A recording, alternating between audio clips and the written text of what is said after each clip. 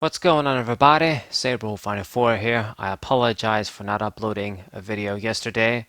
I was busy with a bunch of different tasks, but I'm gonna make up for it today, giving you guys a triple feature with Salamence. So 3 matches with this deck, Salamence VMAX and Silvally. And then I'm gonna go into start using the Dark Arm Turbo deck, not Dark Box, but the sort of classic version, you could say, with Darkrai GX and Darkrai Prism, and you just try and get a lot of darkness energies on the field and just do a lot of damage with Greninja Zoroark. So that should be fun. I haven't used that deck in quite a while. I've actually got a request a while back from somebody to use it more. So I guess it's about time. Anyway, open up with Double V and Salamence. Got the DC on the guy. So that's good enough. Got a bunch of supporters at hand. Hate it when that happens, but it is what it is. Both Cynthia, Chorus, and Juniper. A bad combination. When you don't want to discard a lot of resources, Chorus we can't really use. Don't have a lot of Pokemon. So anyway, gonna have to play the switch. So I'm gonna go on the aggressive, I guess. Hopefully we can get an attack off. But I failed miserably. Epic fail. But didn't work out. Anyway, now Salamence is in the active position at the very least. And my opponent, I mean, he's using some sort of water deck. There's like Manaphy EX there. That can be a very big liability. But it has Darkrai EX's ability, of course, with that Fairy Retreat on your Pokemon with water energies. He's using the Alolan Vulpix to get some searches going on. And I mean, I knew if he's using Remoraid, there's Artillery, and the Wooper, it's Quagsire. So he's running all of the dudes. But I wonder who's the main attacker? Are you gonna attack with Quagsire? That's not good. He also has that Snom, so what's the name? Frostmoth too. So Frostmoth, Octillery, and Quagsire. So that's 3 stage 1s right there. Damn. Anyway, got the Salamence VMAX ready. And I'm actually gonna just use Sonic Double. It should be effective in this case since he has small Pokemon. Wouldn't need to use the big attack. So that's why I didn't attach the triple acceleration. We're gonna kill the Vulpix since I can do 60 on the active, and that's gonna give me a prize. And target down the little Snom. So if he doesn't evolve into Frostmoth, I can KO it. I mean, any of the small guys would be a 2-hit KO if he doesn't evolve them. But if not, then we're slowly going to get the KO on Frostmoth anyway. That's the Energy Acceleration Pokemon. It should be the biggest threat, I would say.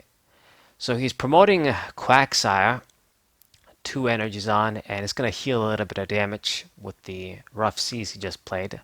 But it won't be enough. I guess it's another good thing I targeted the Snom. Even with the little healing, 10 damage on, it only has 50 HP. It's enough for me to get the spread knockout. If I did the damage on another Pokemon, it wouldn't be the case. I think anyway, maybe my math is wrong, but I think, yeah. Anyway, and I mean, he can attack with Quagsire. He has 3 water energies. It's going to do a decent amount. I don't remember exactly how much damage Quagsire does, but it's got one of those attacks where if you have a lot of water energies, it does more damage. But I mean, he's not going to go far if he's going to use that guy as an attacker. So he retreats, promotes the Vulpix, so more Beacon. He's going to keep searching, and it's still in the process of setting up, which leads me to believe that, yeah, there's probably another attacker in this deck that's not the Quagsire, and there they are. They search them. It's Lapras and Lapras VMAX. But he's too slow. By the time he gets those dudes out, like, he had to search them again. It's too bad I didn't have an N to mess his search. I mean, he can't even evolve into the VMAX. He has to bench the Lapras first. And, I mean, at this point, I'm going to get more prizes. We attach the energy onto Double as well. I've got both of the Silvallys. And Tapu Lele GX should serve me for the next turn. Let's not get the other one. And draw some cards with Silvally. The point is that if you give my deck time to set up attackers, then that's really all we need. The challenge for this Salamence deck is, of course, setting up like in any deck. You don't want any awkward starts and awkward hands, but it's just getting the energies so you can perform big attacks, switch, use another big attack, go for that scramble switch play, have enough energies to use like double V, that combo. So, since he gave me the time, even if he does bring the Lapras out, it's not going to be enough unless he puts like 10 energies on it. But that's very unlikely. So counters my stadium with the Brooklet Heal, and I guess he can use Lapras for a big attack. It has all the 4 water energies. But you're going to do the Ocean Loop, you're going to do 210, I survive, and I can just one-hit KO you with Salamence now. Use the Field Blower, and we're going to attach the triple acceleration. Makes the most sense. I don't even need to play any supporter. The stuff that I have in hand is good enough. So 260 damage, Lapras goes down. I'm down on 1 prize. He lost 2 water energies too. And this is my game, obviously. He was just too slow. These decks, you can't run everything together. Like, it's sweet if you can do it. And Quagsire, and Frostmoth, and Artillery to draw, and another Stage 1 Lapras VMAX, but you can't do it. It's too much. So an easy first victory for us. And now on to game 2. Let's go ahead. And I'm playing against Foot Killer. Okay, Foot Killer. And I'm going to choose to go second, as always with Salamence when we have the chance. And let's see what this guy's going to be playing. Mulligan. And wow, just barely. I really hate opening up with Tapu Lele GX. I have those bad memories in other decks where I just kept opening with it. You run 1, you run 2. I just kept opening with Tapu Lele GX. So when you open with it, it kind of sucks. Now, I mean, in this deck we have DC, so I guess you can use it, attack, keep the pressure, but that's not what you really want to do. Eventually, Lele will go down in one hit even, and then you lose the energy. Okay, so we're gonna play it down and get its ability off. Get me the Winona. We didn't start with it, so that's good. And I will get Salamence type null, and I guess what else? I got the nest ball too. Get the VMAX. Maybe that wasn't a good idea, but I don't know. Maybe I should just find a way to put a evolution instance in this deck too, because the only way we can search Salamence VMAX in this deck is with Winona. The other guys, at least like Silvally, I can use the Cherish Ball and the Winona. So, I mean, Male is going to give me another Winona, and our energy, powerful colorless energy, we're going to play it on double. Now, I know what my opponent, not my deck, is using here, because I've used this deck myself, this sort of strategy. It's the Trashland Garbodor with the Alolan Muck that mills your items from the deck. So he milled 2 immediately. Kind of sucks. And it's a combo that works well, I guess, naturally together. I mean, in the beginning, when we were going to get that Muck, I thought that this deck was going to be insane. But consistency sort of held it back, among other things. But if he does get a lot of items in the discard pile, in my discard pile, then it's pretty dangerous. He's already doing 70 damage, and that's with double V's extra defense, like the Wool ability, Soft Wool. But I had to play a few items, of course, to search our Pokemon. Eventually, I'm just going to not use them. Just need to get energies. We have Silvally to draw cards, so hopefully, if I'm not seeing any items, I can keep drawing cards, get what I need, and we don't have to play items. Just stay on the sweet spot. He's going to try and mill my items anyway with Muck, that's the point. We get the Scramble Switch. Now, I've played this deck myself, like I've said, so I know its weaknesses. Is basically a deck that You need an extremely consistent, efficient build. Like every card matters. You have to test with it a lot to make it work. And even then, it can fail. So I don't know if this guy has all of those things covered. So I just know that once I kill a few of his attackers, he's going to struggle to get resources. The attacker is basically Garbodor. If Garbodor goes down, he can't get the next one in line ready and evolve into it, get the energies, get everything he needs. Then he's going to lose. Another thing we can do to capitalize on this dude is maybe pull the muck and then just snipe with Salamence, I guess, the dudes on the bench while he's stuck, and then win that way. But I don't need to try this strategy yet. Maybe if I see that it doesn't have float stones and switches and stuff. Okay, so 110 damage cannot still kill the double, and that's all that I wanted it to survive. Now we save the energies, move them onto Salamence, even though I used another item. It's all good. I prevented him from getting prizes so far, and I mean, once these dudes die, he's going to be in a rough spot. Interesting, interesting. Should I play Tapu Lele GX? And yes, Boss's Orders is in the deck. So you know what? What I'm going to do, I'm just going to take this opportunity to kill the small dude before he evolves. Let's draw some cards. I guess not, but I think I could have drawn some cards. Did I remember to use Silvally? Anyway, so 80 damage. It's enough with the two powerful colorless energies, and slowly spread the damage on the other dude. So prevent him from evolving the other one. So Oranguru, Prime of Wisdom. It's a Pokemon they can use to draw cards. I tried it in this deck, but it's just another target that can be a liability. You need to put a float stone on it, otherwise it's going to get stuck. So I eventually took it out and ran other things. He's going to go for Guzma, try and kill the double. That's actually smart because he needs to get prizes, he needs to get resources to work. But I mean, either way, he could not get another Pokemon out, and he surrendered. I guess he knew that I was just going to kill the Garbodor. He wasn't going to evolve in time. So another easy victory for Salamence.